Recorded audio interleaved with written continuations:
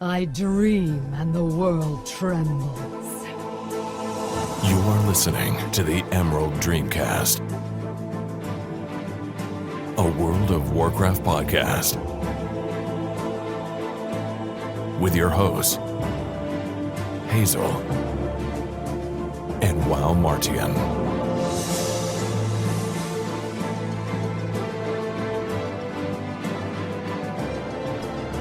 Hello, ladies and gentlemen. Welcome to the podcast, Emerald Dreamcast, on this April 4th, 2016. Thank you guys very much for being here in the chat room and listening wherever you may be. Let me introduce my co-host. She is lurking somewhere in the vast tubes of the interwebs. Hazel, are you there? Hi, I'm Hazel. Hazel! Hey, Hi. Hazel Pro! Hazel Pro! Yeah. It's for anybody that doesn't know, that's her male PvP character. That's what that's about. I don't know if we've ever really explained that. We just kind of said it and let it go. I mean, after a point of making more and more druids because you just need more and more PvP alts, I got sick of making Night Elf females and Worgen are gross. So I made a Night Elf male and I needed a good name, so he's named Hazel Bro! That's right, and I'm going to continually do that because I just think that's awesome. So it's really fun to do. It's addicting. It really is, and that's why I was like, well, we might want to give some context on that.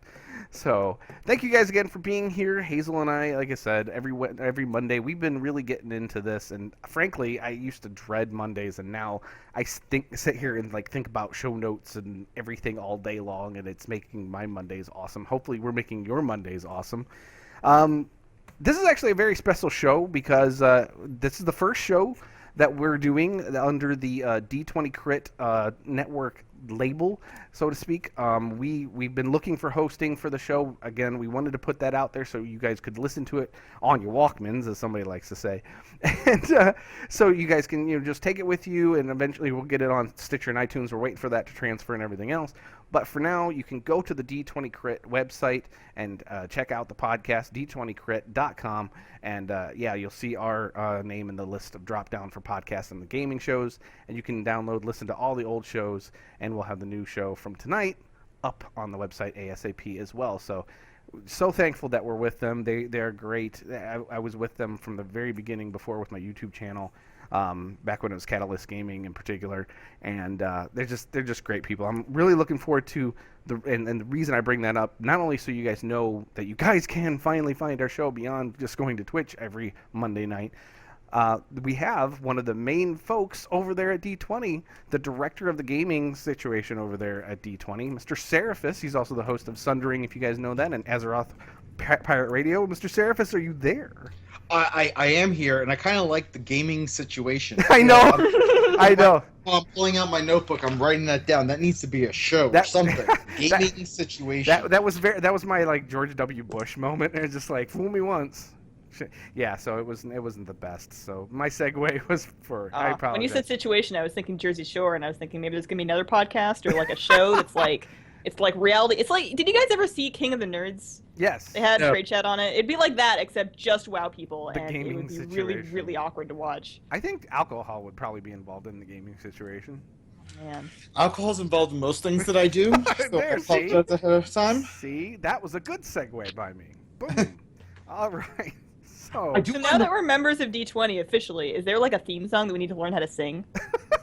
Or like a logo sound or? Well, we have a post. I mean, no, but I have a soundbite of Joe and I saying that we were going to share underwear at BlizzCon. Okay, now, I was afraid. We should really put that in the intro. I was afraid this was going to come up. I was 10 minutes before we got started, I was like, he's going to talk about my underwear, isn't he? I just know somehow that it's 3 years ago now, and somehow we haven't talked about it. I've been on the Sundering since then. We didn't talk about it, and you bring it. I remember things. I have a notebook. I keep detailed notes. Well, I was supposed to get a sack punch too, and I didn't get that either. So there's another thing. Yes, there was also going to be that, but anyway, I think we totally lost everybody. I'm pretty sure that was the year that you couldn't make it to BlizzCon, and then it all just kind of fell apart. I was very disappointed I wasn't going to be able to sack tap you. And, No. That was the year I did show up. It was that year. Oh, it was before that. That's right. Why we talked about it. Said she was going to sack tap you, Right. and you and I were gonna share underwear. Yes. I'm updating my We've notes. totally lost everyone now. Now, when you guys say share underwear, are you talking there's one pair and you're like passing it around throughout my the day, God. or are you just in a hotel room with one fairly oversized, I hope, pair of underwear that you're both trying to squeeze into? Well, you've ever seen? And in that case, are you front to front or back to back? Oh, Well, jeez. Well, I mean, a little column A, a little column B. Wow. What? Good night, everybody. Wow. I don't know. It's gotten warm. So let's not even talk about context. Let's just leave that hang and just let them figure it out. Well, I about mean, that? if we're both in the same pair and we're front to front, nothing is really hanging. It's kind of squished together there. All right, but we'll hang to the left when we're back to back. Totally off the rails. I mean, as long as they're WoW-themed underwear, we're totally on topic. It's fine. Oh, is that what it takes? Throw a little thrall in the front of them. A little thrall? What are you trying? Oh my God! All right, my doom hammer. Huh. All right. Well, is there a show in here somewhere? Somewhere. I've totally lost it. Okay. Anyway, Welcome to the Gaming Situation Podcast. Well, I want the Moosehead podcast. That's coming next. Venge Moose. Revenge Moose. Anyway, that if you weren't here for pre-show, see, this is why you got to be here for pre-show. So anyway, Sarah's going to be talking a little bit about D20 and the podcast that he does and everything else, and the gaming situation over there. And Gaming situation. but first of all, we're just going to talk about what we've done this past week in and out of game. Mostly, of course, what's in game, because frankly, that's all that's interesting about me. I'm pretty boring outside of. So Hazel, what have you been doing this? Hi. What have you been doing this past week? Well, this week I was very, very, very excited to find out that I made it into the alpha on the PvP invite wave. So all of those hundreds and hundreds of hours I've spent killing people have finally paid off for me. So I got into the alpha, and I have been enjoying all of the technical issues that come along with that. But basically what I've done so far is I've been doing some PvP, some skirmishes, and some battlegrounds on a Resto Druid to kind of test out the direction that that's going. I have done some Shadow Priest leveling. I've taken my Shadow Priest through almost all of Val'sharah, and kind of looking at the new Shadow Priest playstyle and their artifact weapon, because those are the two things that I kind of main right now. So I'm excited to sort of see the direction those are going in Legion and hopefully get some videos together. But mostly alpha. Haven't played too much live this week, and the talk we had last week, or the talk we were supposed to have last week, about professions and professions in WoW and where they're going, got me thinking a lot about how other games do it. And resultingly, I've spent actually a good bit of time in Black Desert Online, just messing with professions. Not really even doing the combat of the game, but just like, there's a really well fleshed out profession system within Black Desert Online. And I've been spending some time in that and kind of thinking about how that relates to WoW. So that's been my week. Yeah, very nice. I'm very happy that you're in the alpha. I think it's funny you got in through the PvP wave when I emailed 2 different CMs going, please let her in. She's awesome. She does videos and she's on a show and we'd like to talk about it. So yeah, at least you're in, and that's all that matters. And we are going to talk about professions and stuff probably next week. And there's some interesting stuff that I've already seen via YouTube actually about some professions in Legion. So it's going to be a good show. I myself have not really done much in the alpha yet, so I need to get on that anyway. But so Sarah, what has your week been like in and out of game? Oh man! All right. Well, so first of all, out of game. Well, we're working on potty training my son, which for any of you who don't have kids, it's kind of like when you're trying to potty train Worgen. And it's basically where you get them to stop pooping and peeing in the huts, and you get them to do it outside. So I mean, it's important stuff, and it also means I get to save a lot of money on diapers. So yay! Though we're doing a lot more laundry right now, so that's fun. That's fun. Yeah. But no, I finished watching The Walking Dead finale. So that was a thing yesterday. No, Yep. I have to ask: is that why the Sundering didn't occur last night? No, actually, it didn't occur because my co-host had to work late, and so it just felt like we could just use a week off. Gotcha. So we did. And beyond that, I've been playing a ton of stuff. So StarCraft 2, Nova, the new Nova missions, I played through those. those were pretty fun. And let's see, I play a whole bunch of Heroes of the Storm. Trying to think, did I buy a new hero this week? No, I did not buy a new hero yet this week. I should, but no, I shouldn't. I shouldn't. Let's see. I've been playing Overwatch. Overwatch has been so I've been in the beta for a while now, and I am absolutely terrible, and I usually hate first-person shooters on the computer, but I've absolutely loved this game, even though I'm not very good. Right. And luckily it's the beta, so there's not a whole bunch of 5-year-olds in there yelling at me that I suck. Right. Usually it's someone saying, you probably shouldn't have. You should try a different character or something like that. There's a few people who are kind of you are absolutely terrible, but for the most part, it's been pretty good. That's nice. I did in one match kill Towley. Wow, that's pretty And cool. I also played with Francis. For those of you who know who he is, from Boogie. Roman Francis. Yeah. Boogie. Yeah. Yes. So, so I got to play a game with him, and I got to play with and against Towley, which was funny because there was the one game that I played with Towley. He was a tank character, and I played Lucio, who is a healer. So I was healing Towley. Nice. But then I killed him in the next match when he was against me. So that was also interesting. But no, so a lot of Overwatch. I've been playing Fallout 4. I'm sick of settlements, all right? A person or Preston Garvey just needs to just chill out. I think I've done everything I can to just satiate him, so I think he's going to leave me alone. I actually go back to finding my son in the game, which is part of the main story quest. Now, I'm not spoiling anything, I'm just saying that the main story is you're trying to find your son. You find that out in the first 10 minutes of the game. Okay. So I'm not spoiler spoiling alert. Okay. Anybody that hasn't played it by now doesn't really worry about spoilers, but All right. Well, either way, so I finally probably get back to that.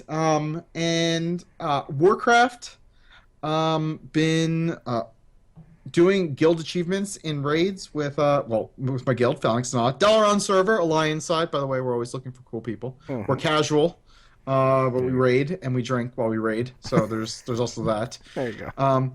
And I feel like I'm rambling, but I've actually been able to squeeze a ton of gaming in lately. That's good. I know. Between the potty training and the Steamweedle Preservation Society. I got a gripe with them. First of all, to level up your rep with them, you're not really preserving anything. You're killing a lot of animals. I'm just going to throw that out there. And probably the best way to do it is grind Clefthoof. You are killing a lot of animals. You're not preserving anything. So what is the preservation part of that about? Is it about the creatures? I think they're preserving themselves. They're goblins. Preserving themselves. I mean, I think because you always turn in artifacts, or you turn in a claw or a fang. It's I feel like they're preserving their way of life. Yeah, maybe. As goblins, and they just want money. Yeah. But yeah, they're not really preserving anything. They're preserving their society. Well, it's you're probably terrible. building some kind of a museum with all those claws, and the title that you get from Steamweedle Preservation Society is the Conservationist, but is the air quotes conservationist. So I think that would fit in well with them, not running a museum front that's actually for money laundering, something like that. I feel if I kill one more Clefthoof, I'm gonna have PETA banging down my door. Well, no, you have Dita. They'll come after you. So I'm saying it's going to traverse from it'll actually they're going to make characters figure out how to play WoW. They are just going to come into the ground. Look, you have taken animal killing to a whole new level in this game. See, that just reminds me of Wrath, and you kill something and you get the blood on you, and you go to the Dita camp and you forget, and all of a sudden they all jump on you like, what the hell? I'm trying to turn in the quest. I wonder if there's a stat that tells you how many Clefthoof you've slaughtered. Not killed, slaughtered. Because that's really what I'm doing as my Death Knight, is I am slaughtering them. I don't know. Well, you're probably diseasing them and everything else. Ew. Oh, and I've also been playing some of the Warcraft Legion Alpha, leveling up my Death Knight, playing around with the talents and everything. Nice. So we got some more experience with the leveling in Legion. Good deal. Because I've leveled my Demon Hunter a little bit, but that's about it. I've gone around the zones, but I haven't actually done, because I was looking for the rares and stuff for videos and whatever else. But good, that'll be good. So I think that's everything. Excellent. Well, I really haven't done a ton. The one thing that I did this past Saturday, I'll talk about here in a little bit in terms of the play it forward part. But now that I've gotten my million gold, I went and spent most of it on different things, mounts and such. I made myself all the jeweled panthers. I haven't made the onyx one yet, but I'm gonna work on that. Hold on. Time out. You got 1,000,000 gold and then you spent it all? Well, I didn't spend it all. I still got about 150K now. What good is gold if you're not going to spend it? That's right. Joe, just promise me that when and if you win the lottery in real life, it's you're not not going to gonna go be out and buy like 24 karat like gold rims and put it on like a Geo Metro or something. Just promise me you won't do that. Let's see me rolling. No. Okay, just No. making sure. No, I just, Probably not. one of the reasons I did it was, well, first of all, just to accomplish it. But the second thing is, from vanilla, I always wanted a Swift Spectral Tiger, and that was one of the reasons why I wanted all that money, is eventually to be able to buy myself one. So I spent about 615K and bought myself one. So that was the bulk of it. I bought the Grand Expedition Yak, which I always wanted, and a few other mounts that I kept kind of, putting off. So that's about it. I mean, like I said, and I'll be able to make that money back. Trust me, with the way, I make 150, 200K in a week if I really push it. So it's not that big a deal. Right now I'm kind of just chilling because I did do all that to get to 1,000,000, and I'm kind of just taking my time. But the main thing that I've been doing is I've been, I got one character on both my Alliance and Horde servers where I have one of each class to 100, and then I got a lockout from Madness of Deathwing, and I've been farming for the Blazing Drake off of him. So I've been running 21 characters so far the past couple weeks for the Blazing Drake, and no luck so far, but we'll see how the rest of the week goes. So that's pretty much all I've been working on, because I want that for the Blazing Drake, but that'll be the last one I get for that achievement for the, I can't remember what it is. You get the other mount for it. I can't remember what it is now. Experiment. Oh no, the achievement is the Lifebinder's Handmaiden, isn't it? Yeah, but I mean, there's achievement for all those drakes. If you get them all, you get another mount. Yeah. I can't think of the green Drake. I want to say it's the green one. Yeah, I think it is. Emerald? Yeah. Might be. So I want to get that done, because I've gotten a lot of the mounts that I've been looking for in raids, Invincible and Mimiron's Head and Ashes and stuff like that. So now I'm working on the ones that I have left.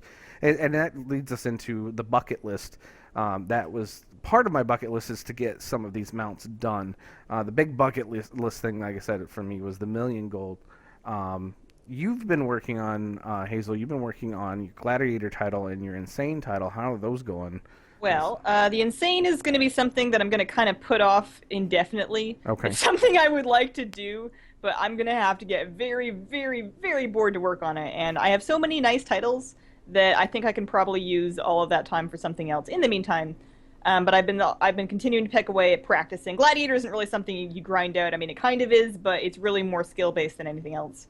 So I've been just putting as much time as I can into practice and playing with a bunch of different people and trying to meet new people to play with and watching my games and all of that. So we're getting better. I recently set up a new UI, a new user interface for PvP healing. I'm using Pitbull for my nameplates now as opposed to the default raid UI plates, which allows me to do a couple of different things. I can now see my mana bar even when I am in cat form. So if I'm going for a stealth drink, I know exactly how long I need to stay in that for, and I can kind of make good judgment calls as to when to come out when my team needs me. And I also can see as many buffs and debuffs as I need to, which makes it incredibly easy to purge or to dispel full rows of dots with haunts when I'm playing against Affliction Lock teams. So I've been doing a lot better since I set that up. Once I got used to it, it was quite a big adjustment trying to get used to seeing all of my information in different spots, and it kind of felt like I was playing underwater for a while. But I think I've mostly caught on to it now, and I'm quite happy with it. The only thing I need left is I need to figure out Tell Me When to a point where I can track my friendly teammates' cooldowns, so that I can see exactly when my shaman has Shaman Rage or my warrior has Stop by the Sword, for example, without having to ask them. But it turns out that, like many add-ons, Tell Me When is not the easiest thing to try and make your own trackers with. So I've been fighting with that and trying to learn it, and learning quite a bit as I go. But I still don't have those ones working. So that's the one thing I got left to do. Gotcha. So you're pretty much focusing on Gladiator now, and that's about it. Yeah, and it's going to take all my time, and I don't even know if I'm going to do it. I'm not going to be heartbroken if I spend another season as a duelist. I only got my first duelist last season. Okay. And duelist, I think, is top 1%. Hang on. I think duelist is either top 1 or 3%. And then gladiator's top 0.5%, and then rank 1 gladiator's top 0.1% of the ladder. So all of them are pretty pretty good. prestigious. Yeah. It would just be Gladiator's the one that gives you the mount, so that'd be kind of cool. Right. Ceraphus, is there any bucket list items in WoW that you want to get accomplished that long term that you want to get done anyway? Honestly, the only things that I want to accomplish is maybe get to 300 mounts, but I'm like not like freaking out over it. Right.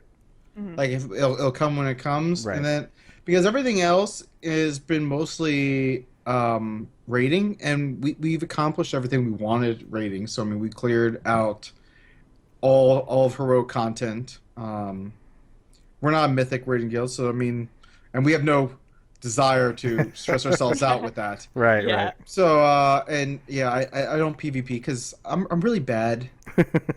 So there's a theme there. So like I'm bad at Overwatch PvP. I'm bad at Warcraft PvP. I'm really bad at StarCraft PvP. I don't even participate in the PvP portion of Heroes of the Storm. I'm bad at PvP in general. So How do you Heroes of the Storm without PvPing? just play the AI. Just AI. Alright. All day, every day. Here we go. So you could say that being bad at PvP is your gaming situation. That is my gaming situation. But no one can tank Heroic Archimon drunk like I can. That's right. That's a talent. Question about your raiding guild, because our guild is in a quite similar situation where Heroic raiding guild, we kind of cleared Heroic, but we have no real interest to do Mythic because we don't really want to be that hardcore. Has your guild looked into doing the Hellfire Citadel raiding achievements? We have, but we've actually started going back to Heimal and Blackrock Foundry to get raiding achievements. Yeah. So we actually just started going. We went through Blackrock Foundry this past week to start getting some of those achievements. And the week before we did Heimal, and was working through those achievements. So Very nice. we'll So- get there. Yeah, so I mean, your bucket list items pretty much have been those rating achievements, the metas, and everything else. And you probably got all the old ones done. You're just working on this current content, though. For the most part, we have a lot of them done. Like I'm still missing like a few. Like I think you were mentioning like Deathwing. I'm missing like 2 of the colors. Gotcha. On that one, was it like Taste the Rainbow or something like Something that? like Yeah. that. Yeah. Yeah, I think I'm missing like 2, because I think there's like a total of 4 different ones that you can get. So Yeah. I'm missing 2 of them. And the problem is, I just have no desire to go back there again. No, actually, I take it all back. I do have one bucket list item that Oh, I have there been we too go. lazy to do, and that is to get Invincible. Ah, there you go. Because I am an Arthas fanboy. I love the Lich King. That's I true. loved the Frozen Throne. Like I'm a Death Knight. I mean, if you look at my avatar on Twitter, like it's a cartoon character of myself wearing the Lich King's helmet. I mean, yeah. So yeah, Invincible. I'll take Invincible. And the other bucket is tier 19 Death Knight armor that they have revealed through data mining. Looks kind of looks like Lich King's armor. So yeah, I want nice. that too. Very nice. I'm excited for raiding in Legion to get my Lich King armor. Okay. Well, I mean, without going into too much, because we're going to go into leveling and alts and all that stuff, just out of curiosity in terms of, like, farming Lich King. I mean, you wouldn't have to necessarily be level cap, but it would help. And so I'm wondering, how many level 100s do you have currently? 2. 2. Okay. I kind of figured. I'm thinking he's probably not much of an altaholic that I could remember. So I that used to confirms be. it. Oh, I really? used to be. I can't do it. I Gotcha. feel like I can't do it. I stare at my rogue and my shadow priest, and then I'm just like, ugh, do I really want to do this with them? Gotcha. And then like I look at my druid and I'm like, you're gonna be the first one who's gonna get power level to 100. And then I'm like, am I gonna do anything with 100 with him? You're when missing I, out some free nerd cash. Yeah, Free exactly. garrison stacks. That's exactly what I did. I know. You don't even have to play them. I'm doing it with 2 of them, and it's. I'm like, oh, do I gotta do it with another one? I'm like, I don't know. Okay, just to give you an idea, I've got on my horde characters, all 11 of them have level 3 garrisons, and they're all tricked out with treasure hunters. And I'm working on my Alliance 11. I've been meaning to talk to you about this, Joe. You have a problem. I have a lot of Oh, problems. I have 13 level 3 garrisons working for me too. It takes me probably maybe See? 40 minutes to go through them all every day, but it gets me huge amounts of gold. And this is why we do the show together. See, you're the weird one. We have the same. I'm the weird one. We have the same crazy. It works out well. Look. Whenever you guys want to like wax intellectual about this, you can come find me on Overwatch. Okay. You know what? I'd like to if I was only in the beta, but I'm not, and I'm a little salty. So anyway, yes. Transitioning to now, we're going to talk nicely to Sarah because we want to, because we're talking about D20. And again, how it's helped our show. We kind of had to keep it on the down low until it was official last week. But again, we are part of their network. They are hosting the show for us, allowing us to be able to get the show out to more people. And we can't thank them enough. Again, I was with them when they started with Catalyst, and I have been around a lot of these networks and stuff like that, and it always seems like it's just there's no other words for this. It's a circle jerk most of the time, and it's really frustrating, and it just doesn't seem like there's a good heart behind it and everything. But okay, and I guess I'm being all fairy dust and everything like get 'em, exactly. But no, seriously, I'm really happy because it really is about like a bunch of friends helping each other do their thing, and they don't interfere with anything. They let us do our show. They're just there to help, and like I said, I can't think. I've been very impressed with the whole experience. When Joe first approached me saying that we needed to get with a network, I was the most skeptical person you could possibly imagine because my entire experience with networks has been YouTube networks, which are absolutely nothing but parasitic, predatory things that all they do is they try and trick you into signing up, and then they take your money, and they do absolutely nothing else for you. And I really didn't want to get on board with anything like that, and I didn't really understand what D20 was. And Joe was very patient with talking me through a very long Twitter conversation where he laid out exactly what it was and what it's going to do for us and why we need to get on board with it. And I'm very happy that we decided to do that because it's been great. Yes. Glad that you guys are here. I only wish that we've gotten response back from iTunes and Stitcher. Yeah. To finish that up, but we haven't yet. Okay. So I'm short update for you guys and the listeners. So we've submitted your feeds once you guys uploaded your first couple episodes, and now we play the waiting game with Apple and Stitcher. And the sad thing is they can turn around a response like you are now officially on iTunes and Stitcher like in the short as we've seen 3 days and we've seen as long as 3 weeks. So. Okay. It's frustrating because there's literally nothing we can do on our side other than wait. But we are so what we do for member podcasts is we provide hosting. We help manage all their feeds for iTunes. So if anything changes, like we handle all the technical stuff. So the creators can just worry about content. We don't charge any of them for hosting. So I mean. This is all, and I want to point out that, as I told Joe, like in no way do we assume any ownership of your content at all. Like, right. I'm just thinking, how do you keep this thing afloat? Where do you make any money? So it's just the goodness of your hearts kind of thing. No. So we make money. Well, we don't like ads. So if anyone goes to D20 Crit, you'll notice that we don't have any real ads, so to speak. But we do have a shop. So if you click on shop, so we do a lot of work with Ask Mr. Robot. They're really good friends of ours, and so we either sell T-shirts or whatnot. And a lot of this is so we can pay for the hosting costs. So the content creators will say, "Hey, I really want to sell a shirt, but I really don't want to front the hundreds and hundreds of dollars it usually takes to create them." So we actually have a deal with shirt printmakers who we can give a design to, and they will just print out whatever we need. So whatever we sell, the profits really go towards paying for hosting and bandwidth and everything else. So that's been what a consumer-friendly business model. 10 out of 10. So I mean, really, like, no one's getting rich on this. Like, I have a day job, right? Because and the other people who I work with who help run the site, they all have day jobs too.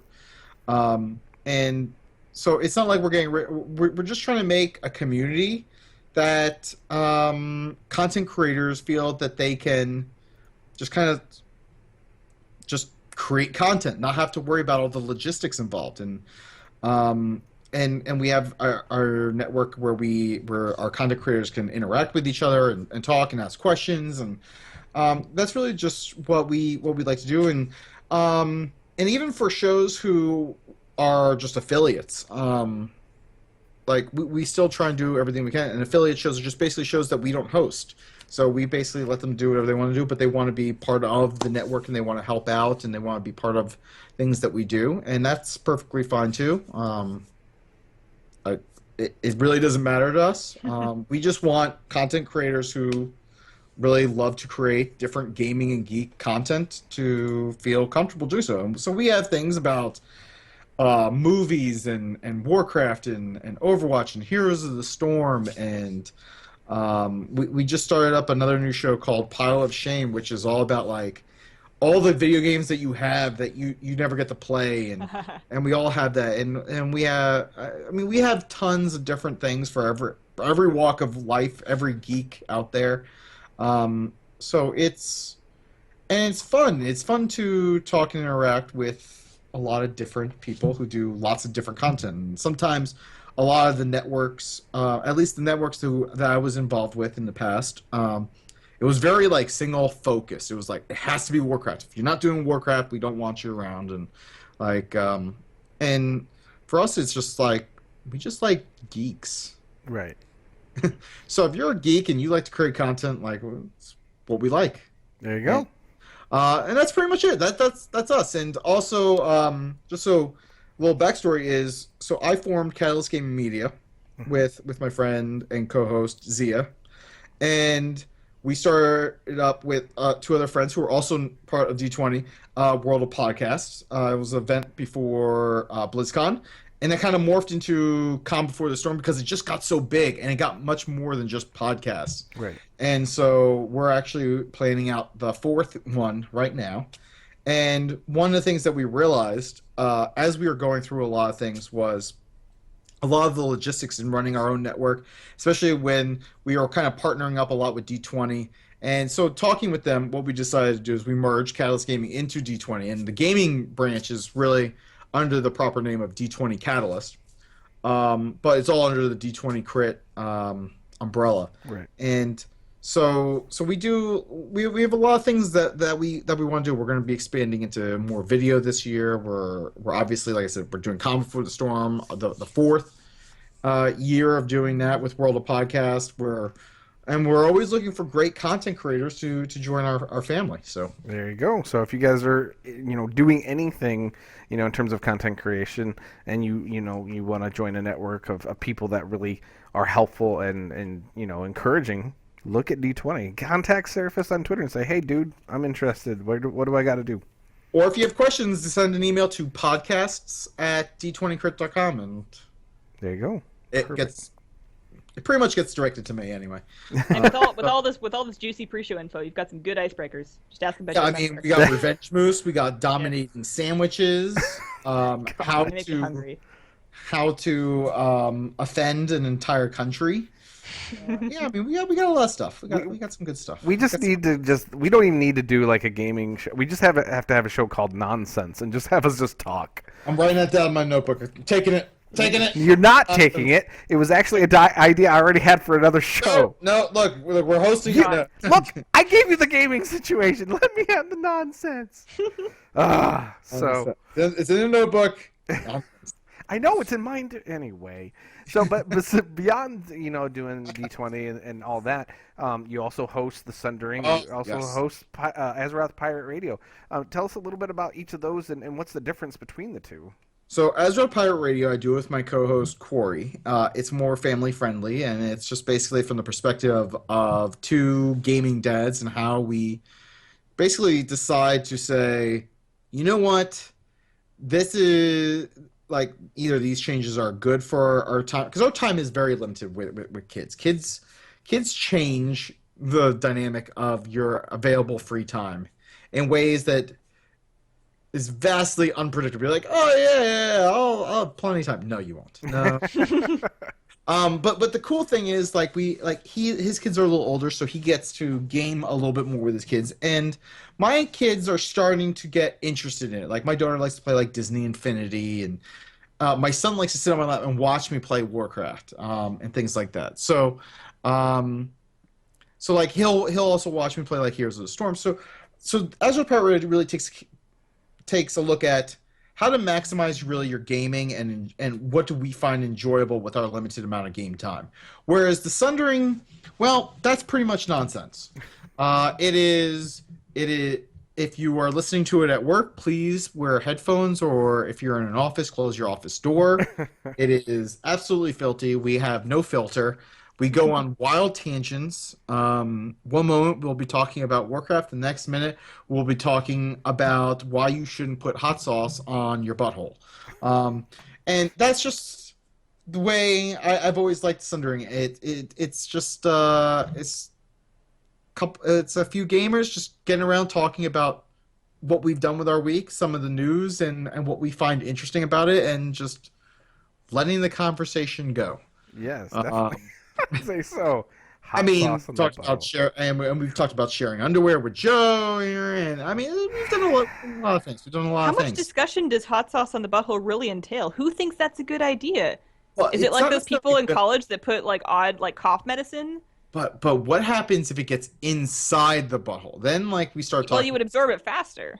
But then do you want to fart faster or what? Like, how do you get it out? How do you clean it? Do you have to go get an enema, like a colon cleansing right away? Like, there's a lot of factors that you got to discuss. Like, how do you fix that? 8:11 p.m. April 4th, 2016, a new low for the Emerald Dreamcast. I want to make sure we make it official. I mean, and then like, what kind of hot sauce was it? Like a mild hot sauce? Because maybe it'll be okay. Maybe it'll be fine. But what happens if you're getting some like Tabasco in there? I mean, that could be. Oh my god! You know, there's probably someone somewhere that does this on purpose for fun, with like a partner. Ceraphus, that's a thing someone somewhere does. If we ever meet again, if we like meet at BlizzCon or something, I am going nowhere near like 100 yards of a Taco Bell with you. Just so you know, just so there's no accidents. Okay, first of all, Taco Bell sauce. No, that's okay. You know, no. Understand this. Butthole quality, really? Look, you could go to like to any restaurant and get like some. We can go when we go to BlizzCon. We can go to Bubba Gump, and I bet you anything I can get some hot sauce. Butthole. Pretty sure I could ask for some spicy cocktail sauce, and then we can have a real party. Shrimp sandwich, shrimps too. Butthole shrimp. Okay. Butthole shrimp. There's another show for you. That's a cooking show. I'm gonna stay away from butthole shrimp. Okay. That one's all yours. I'll give you that one. Now, thanks. I appreciate that. I'll just write that down. All right. Now that we have 18 minutes left, how about we actually talk about some World of Warcraft? Thanks, butthole shrimp. Thanks. That's right. Thanks, Obama. Thanks, butthole shrimp. So I put the Twitter question up if you guys haven't seen at Emerald Dreamcast with a shared D on Twitter. What is your favorite?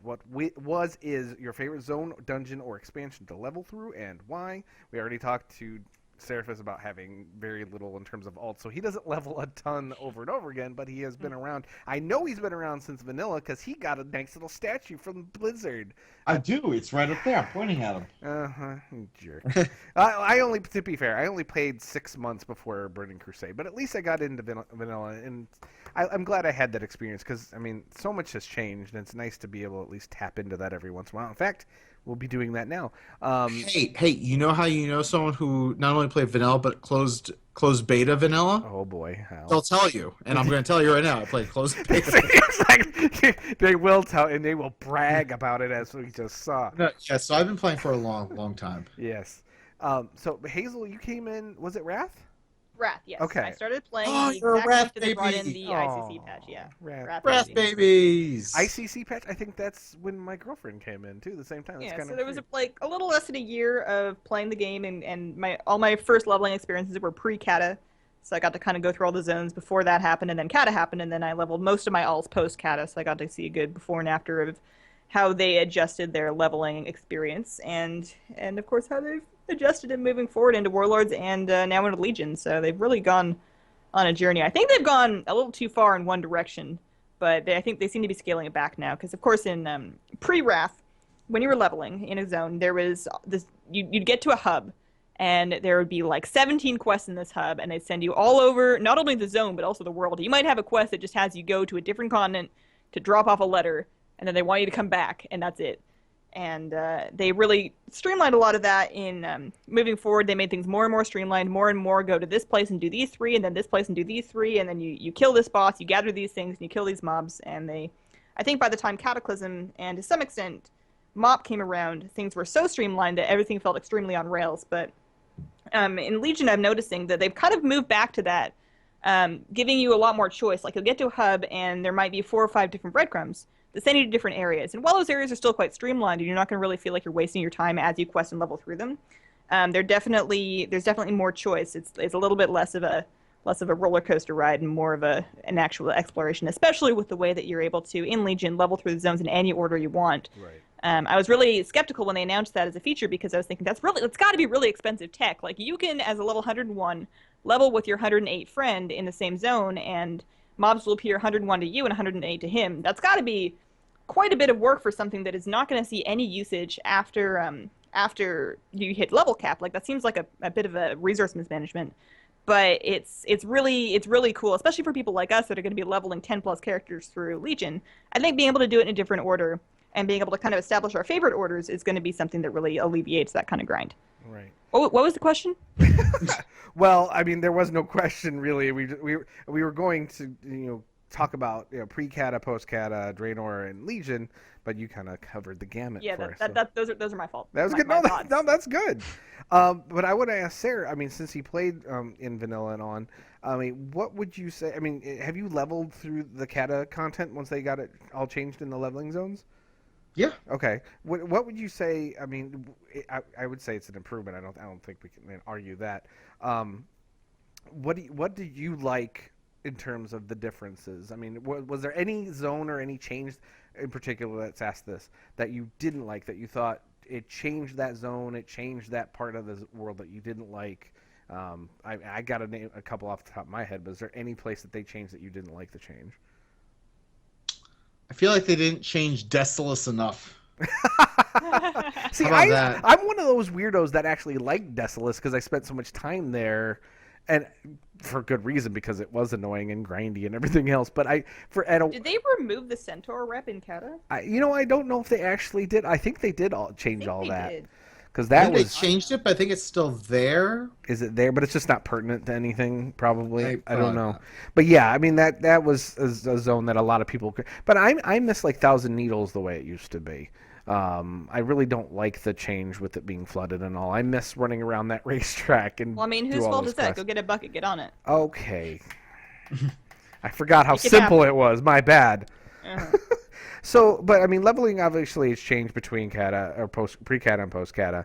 Nothing major, but it definitely, for myself, actually, we did kind of skip over the play it forward section earlier, but I did take my time, about 3 hours in particular, on Saturday. I gave my friend, he's been kind of frustrated with gaming. He's been playing a lot of League of Legends, and he gets frustrated with that community. He just doesn't feel like he can keep up sometimes in terms of with the younger players and stuff like that. So he gets frustrated with that.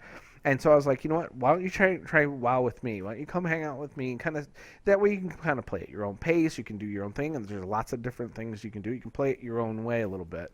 So we sat for 3 hours, and we ran a couple of Night Elf warriors together, and I was just showing him around, getting the basics done. And that was kind of my way of, like we said, play it forward is a way of taking your time out to help another player within the game in some fashion. So that was what I did, and it was interesting because I was looking at everything with fresh eyes completely, to the point where I was telling him to hit heroic strike and then charge, and I'm like, 2 is your charge, hit 2, and he's like, it says I'm too far away, and he was perfectly in range. Well, it turns out his 2 was actually heroic strike because auto attack automatically goes into that number 1 slot, and I just switched that out automatically, didn't even think about it because it's stupid to have auto attack in that first slot anyway. So, but I forgot. There's so many things that I take for granted, we take for granted. He was learning for the first time, and it was neat to go through that and see the new Cata quest hubs and how sleek they are and how much better they are through his point of view. So, but in terms of presence, for me, the only thing in terms of Warlords of Draenor that I really, really, really liked was the questing and the leveling and the zones. What do you guys think of what they did with Draenor?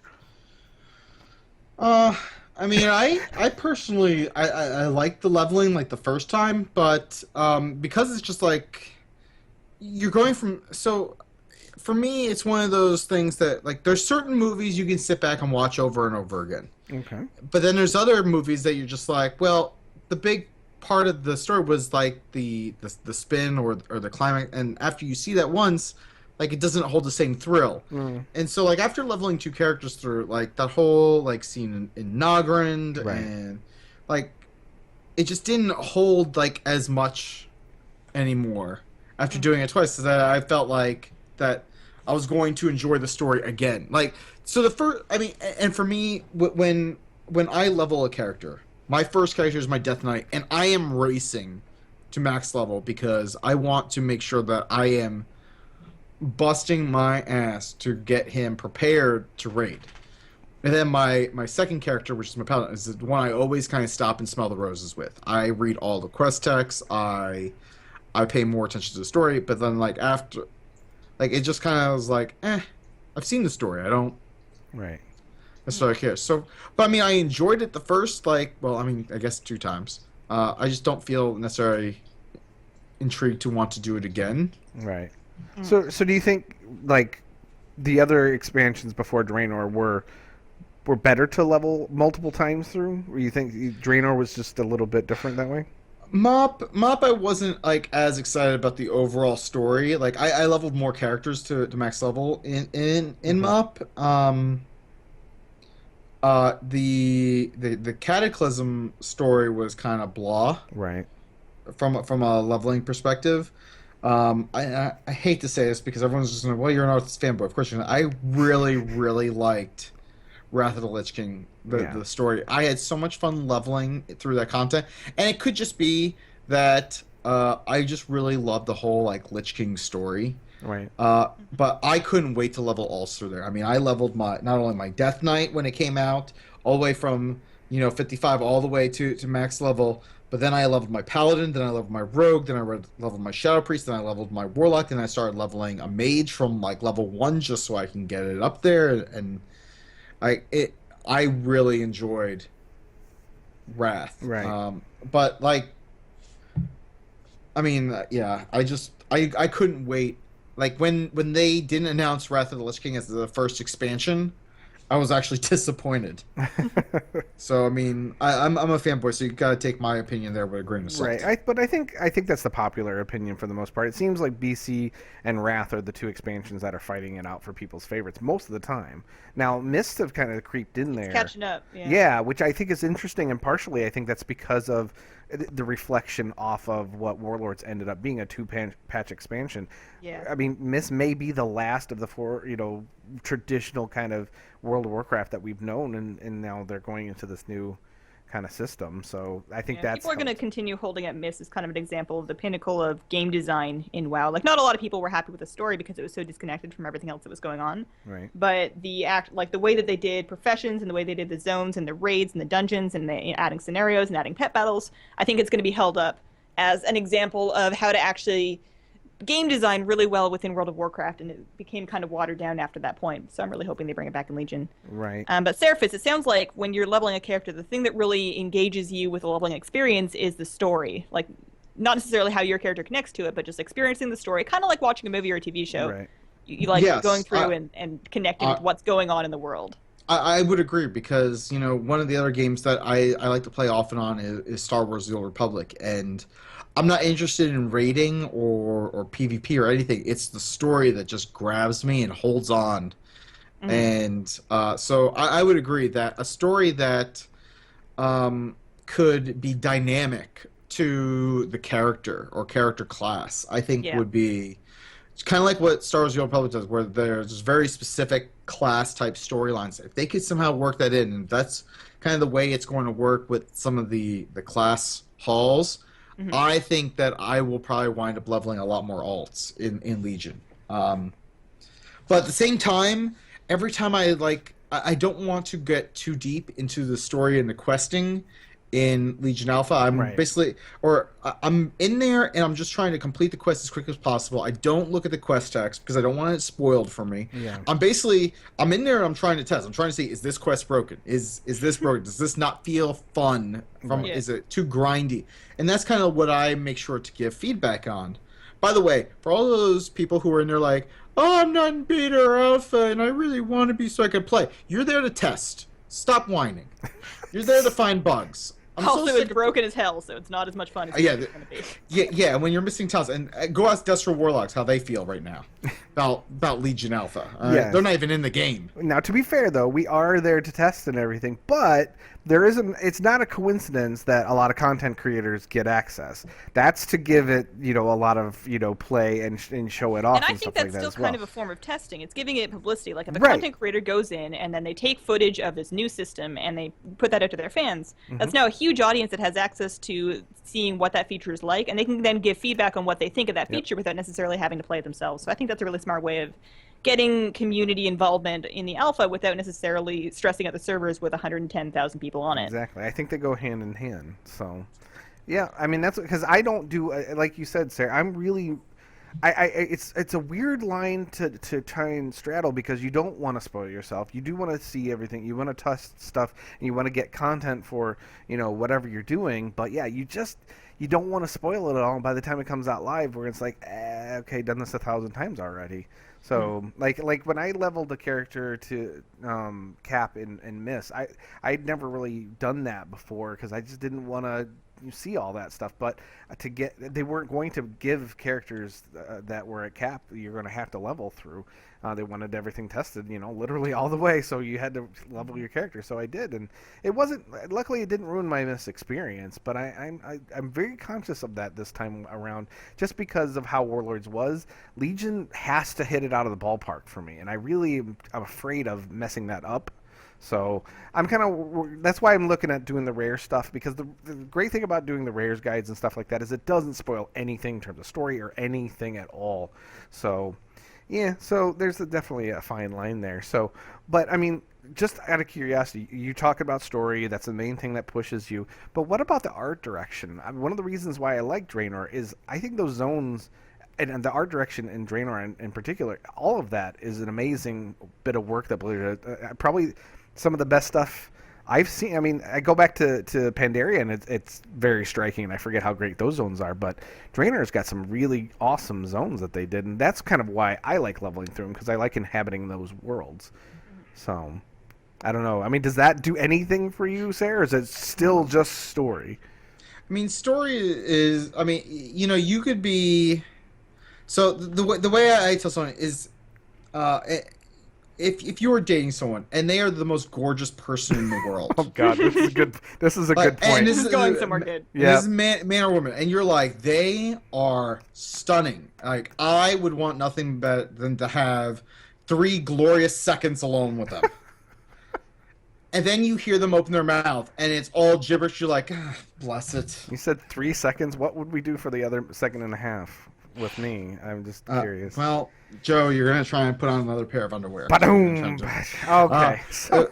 Revenge moose. Revenge moose. But that's no, a good point. But no. So I mean, that's kind of the way I say it. I mean, you could have the most There's been plenty of games that have come out that have been absolutely gorgeous, but they've lacked story. They've lacked good gameplay, and ultimately, at the end of the day, engaging with your audience is the most important thing. And I mean, I don't want to I'm trying to think of a game, probably not. Oh my goodness, I'm completely the makers of Skyrim. Elder Scrolls Online. Elder Scrolls Online. The game looks gorgeous. Yeah. But from everything that I've heard, is like the story is kind of doesn't really grab you. Right. Yeah. And so like you see they almost immediately had to go free to play on it, and so I mean when you look at things like that, it's just like, okay, well, it didn't really do it. I would say for me personally, the only similar thing I could say would be WildStar. It looks gorgeous, but I feel like the questing is really sloppy and just all over the place, and there's like you said, story is what drives me a lot of the times, and there's just everything's scattered, so there's no through line. There's no way to tell what the main storyline that you should be following. Just you go all over the place for quests, and it's really I for as much as I love to level and have all these alts in WoW, I can't get a character leveled in WildStar. It just feels like a big mess. So look at Star Wars: The Old Republic. The graphics on it are, I would say, very dated at this point in time. Yeah. Even with numerous expansions that they've released. But the story is still really, really good. Right. And to me, that's what really keeps me playing that off and on. Yeah. Versus like games like I bought WildStar and kind of the same way. I just kind of lost interest after I hit like level 20. I just couldn't keep up with it. But I was just like, wait, what? Why is this guy doing this? I don't understand what's going on here. Well, SwordSword is really, I mean, like you said, I think it's more of a single player game. I mean, obviously it has the MMO aspect, but I think the best part, like you're saying, is definitely that kind of single player. Like what was it, Knights of the Old Republic? It very much is basically that with an MMO twist to it. So, well, we only got a few minutes. Actually, we're really like right at the time, but I want to talk about leveling in Legion. You guys have done a little bit, just in what you've done, both of you. Just kind of give a synopsis of what you're seeing and what you're hoping that will translate into once it gets released. You can go ahead, Sarah. You were already going, so why don't you go ahead? Oh. I was going to say ladies first. Okay, well, I was waiting for you. Joe. That's why I let you go first. I was letting you go first. I mean, I said ladies first. No, no. I haven't done much. I'm leaving it up to you guys. So. All right, Jackals first, then I guess. All That's right. What I'm really hoping for is like kind of return to the things that I really love about Warcraft. Like Warlords of Draenor, I felt was a sidestep in story and real direction. And when you get into time travel, it's always weird. Yeah, true. And so, like, I'm really hoping they just get back to the roots of telling good story. I really hope that they borrow some of the sort of class-specific storylines with the class and or order halls, and really just make a fun expansion with characters we really know and love. So I mean, you got Illidan, who we all know. Right. They're bringing Gul'dan back, but hopefully this time he's gone. But I'm really hoping they bring some notable characters back. Bolvar. Like I don't want to spoil anything, but I mean there is talk of him being around. Hope we see him more than what has been teased. I want to see. Oh, help me out with the lore, the Naga Queen, Ashara. There we go. Never mind. I got it. So like her, I want to know more about like what happened to her. What is she doing? And obviously I'm still waiting on Sargeras. So how does the leveling feel so far in the zones that you've done? So far, the leveling feels fine.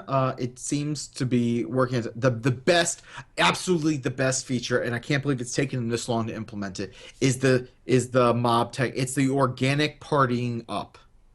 For those of you who don't know, it's like when you've leveled up and you're like, oh, I gotta go kill like 20 bears, and all of a sudden you see like 15 people just like slaughtering bears, and you're like, oh, I'm not going to be able to get anything. And when you go and try and tag something as like a melee, and all of a sudden you see like this fireball go flying past you and hit the bear you were running after, you're like, oh. Yeah. But now, like if they're a quest mob, like if a mage hits it and you hit it, you get credit. You keep killing it. Nice. And it's beautiful because now all of a sudden you're like grouped up with this mage without having to party up, and like you're working on it, and that is like one of the best features. And other MMOs have this feature, and it's so great to see it finally make it into Warcraft, because it's probably one of the biggest gripes about questing and leveling. Right. Is that you actually wind up right now you like despise people who are questing in the area, and in Legion, I think you're going to be like, oh, there's more people here. This is going to go faster. This is going to. I can get. They've taken that philosophy into a number of different places. There's shared herb nodes, shared mine nodes. If you see a treasure, you can loot it, and somebody else can loot it, even if you're in the same party. Like right away, you don't even have to wait for it to respawn. It's awesome. That's nice. Oh yeah, I mean, because it used to be nothing was shared. Then it came to like rares. Now it's nice that every mob and even nodes, for God's sake, that's awesome. And like you said, it does encourage and doesn't discourage the social aspect. That's awesome. Now, Hazel, what has your experience been in those zones so far? Well, it's been pretty fun. One thing I've noticed is they've really gone in so far, and maybe it's just the zone I've done so far, but they've really gone ham on making a lot of references to like a huge spread of pop culture. It felt like every other rare that I was killing was a reference to something. And while that's really cool and it's kind of exciting, especially when you see rares that are connected to something you're passionate about, I was very excited to fight Old Henrik and get the Lost Doll toy, which is all a big Bloodborne reference. I do hope that they keep in mind as they develop that it still needs to feel cohesive with the zone story, and it doesn't feel a little bit too much just like a crazy theme park. Right. And I want to make sure that the overarching story of the zone kind of stays intact, because it seems like it's a little bit fragmented right now. You spend a bunch of time running around to this rare and then this event, and there's lots to do, but sometimes it's very easy to lose track on what you were originally there to do and what the story of the zone was, and maybe that's just me being a little bit too ADD. But I want to make sure that you feel like you're there with a purpose and that you're progressing an overall zone story as you progress through it. I think Mount Hyjal and Cataclysm was a really good example of that. There was an overall purpose to you being there. You're uncovering different parts of the story as you go along. Each quest hub kind of progresses that story in a meaningful way. And I hope that they maintain that kind of philosophy going into Legion, because right now it seems a little bit disjointed. It's all very cool and the environments are stunning. And I'm a lot like you, Joe. The environment's the most important part of questing to me. I think of questing kind of as like going for a walk in a garden. If it's like a really nice, if I get a really nice atmosphere out of it, then I'm going to enjoy being there no matter what I'm doing. That's true. So I'm really happy with the environments, but I do hope that they keep the story cohesive and take it easy on the zaniness. Zaniness is good, but I like zaniness confined to zones meant for zaniness, Right. because especially as we get all these crazy mounts and pets and toys that make everybody look absolutely ridiculous. I don't want to be immersion, but sometimes it gets a little bit too silly for me sometimes. Right. Okay. Well, I mean, the little bit of leveling I've done, I think they've done a good job of kind of giving a kind of an amalgamation of some of the previous leveling that we're used to and what we've seen in Draenor. They've certainly taken what they've learned and applied it to these zones, and the zones, a lot of them have a very nice Wrath feel actually, which I like. Obviously Vrykul and everything wandering around. So I think it's a good thing. My only concern, and I'll throw this out, just last thing, do you think the whole artifact class hall thing is going to interfere with the whole experience? Kind of, I don't want to say the G word, garrisons, but I mean, I'm just kind of worried that that's going to be kind of, I don't know, I don't want to say, but what do you guys think? Do you think we're going to be having enough of a pure Warcraft leveling experience, or are those going to interfere? So my whole thing is, and I'm going to pull out the vanilla card here. Okay. Vanilla was fantastic because it required guilds and guild members to work together, communicate, organize, talk with one another. Right. And now it's merged into like, oh well, you could just find something through looking for group or looking for dungeon, and like Garrison's a very single player isolationist type of experience, and I'm not sure the class order halls fixed that. I've been like, I probably, for anyone who has talked to me at length over the past like 8 or 9 years, I've been dying for guild halls in World of Warcraft. And I've even morphed that into guild airships. I'm like, look, you can bring your guild's airship with you in whatever expansion you're going to. They can just fly around with you. Your whole guild. And you can attach like little mini guild airships. But the mini airships are like your own personal like house or something. And you all kind of, and like, and everyone's like, oh, but Blizzard's always, big excuse is always like, oh, well, the individual officers will have control of it. I'm like, that's such a lazy excuse. Like, come put a way that makes the guild have to vote on changes or new things for the guild hall or whatever. Like, I feel like they need to get back to making, not necessarily saying the guilds are the most important things, but making them more interesting and more needed, more of a community feel. Because right now, I feel that guilds are very they're very second class citizens in World of Warcraft, and in other games they're not so much as second class. They're more integrated. There's more features. There's more tools at a guild's disposal to do things. And so I'm cautiously optimistic and nervous about the class order halls that it doesn't necessarily. It still continues to perpetuate a single player game mentality, where I would really like to see the massive multiplayer facet be more focused on, and the way you do that is through community. And what's an easy community feature to focus on? Guilds. Right. But that's my soapbox. But What do you think, Hazel? What do you predict with these class halls and artifacts and all that? Well, the artifact thing, I'm not terribly excited about having played it, just because it feels like, now if the artifact is something that can be finished within the first patch of the game, then it's going to feel mandatory to finish that before the raid opens up, because you're not going to want to go into the raid with a half-finished artifact weapon if you could have finished it by then, which turns the whole artifact leveling thing into a massive, massive grind. Right. And it's not a grind that feels good in any way, shape, or form. You're just like, it means that you have to go around and get the treasures and kill the rares and do the quests and try not to miss anything for all of the artifact power. And if you want to have any alts that are relevant, you're going to need to do the exact same thing on them. And I think that's going to cause a lot of player burnout. I think we're going to have kind of a Mists of Pandaria reputations effect, where because you can do all this, and you technically should if you're looking to be competitive in raiding, it's gonna be really, really gross to deal with. So I'm not looking forward to that. It's a little bit too early to say in class halls. I want to see how populated they end up feeling, and how... I think I like the RP aspect of hanging out in a hall with other members of my class and kind of bonding a little bit that way.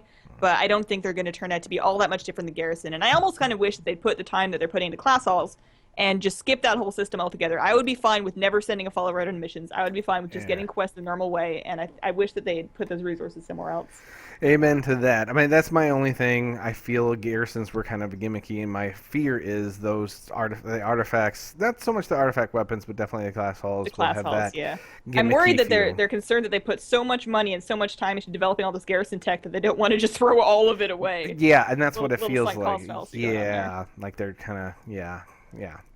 Totally agree. Well, thank you guys. We have gone on a little bit too long, so I want to go ahead and finish this up. Thank you guys very much for stopping by. Sarah, for all the trouble that you caused, I do appreciate Thank you so much for coming stopping on by and being my intermediary with D20 and everything. You've had to deal with me asking all kinds of questions and everything too. That's fine. Anytime you need someone to derail you, or Hazel, if you want to talk about sandwiches some more, like, just hit me up. I'm all about it. Wow. Well, what have I wrought? All right. Well, as far as getting a hold of each other outside the show, myself, it's at Wowmartiean on Twitter. Hazel is at HazelNuttyGames on Twitter. Ceraphus is at Ceraphus, CERAFPHUS. Sorry. So, is there any, what about your podcast? Where can they find those? Well, the Sundering, you can probably get all of the information at thesundering.net, and you know what? AzerothPirateRadio.com. Both those sites will take you to all the social media and all the other stuff that you need. And everything at the D20 family is at d20crit.com. Correct. So definitely check all those. There's, like you said, there's so many different things there. You're going to find something you're going to be interested in, whether it's a show specifically, a podcast specifically about Netflix original programming, which is Netfreaks, which is an awesome idea. There's so many different things over there. Go check that out. And if you are interested in doing anything for them, let them know, let Sarah know, because trust me, you will not regret it. It's awesome. I'm so thankful that we are there. So thank you guys very much for coming by here live, and again, wherever your ears are, letting us massage them in your local area, and hopefully we'll get Stitcher and iTunes working soon, so that makes things even easier too. So thank you guys again. Thank you guys. Top men working on that. Appreciate that. Like I said, thanks again, Ceraphus, for stopping by, and as always, Hazel, I am so thankful that we're doing this, and you are the best co-host. I really appreciate your time. Thank you guys again, and we are out. Have a good week, and we'll see you next week. Bye. Bye. Later. I rolled a 20.